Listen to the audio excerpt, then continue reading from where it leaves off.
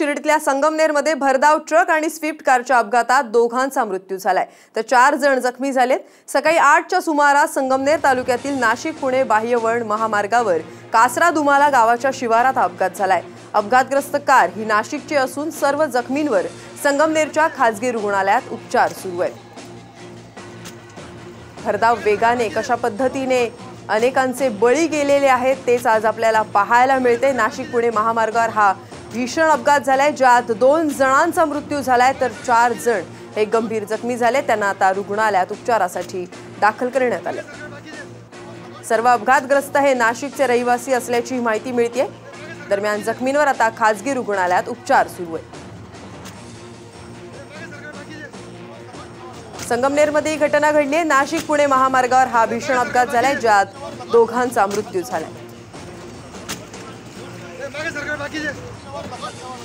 एकीकडे संगमनेरमध्ये हा अपघात झालाय तर दुसरीकडे पुण्यात सहलीला गेलेल्या नगरच्या डॉन बॉस्को शाळेच्या खासगी बसला काल रात्री भीषण अपघात झालाय।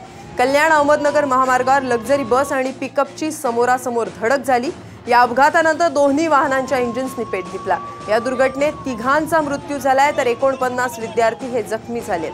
तर घाटकोपर ते अंधेरी लिंक रोडवर ट्रक खाली येऊन पिता पुत्रांचा मृत्यू झालाय। शाळेतून मुलाला दुचाकीवरून घरी घेऊन जात असताना कॉन्क्रीट रस्त्याच्या कडेवरून बाईक घसरली आणि दोघेही सिमेंटच्या गोण्या घेऊन येणाऱ्या ट्रक खाली चिरडली गेली। पुणे, संगमनेर आणि मुंबईत आज ही अपघात झालेला आहे आणि आपण पाहतोय की या अपघातात अनेकांचा बळी गेला।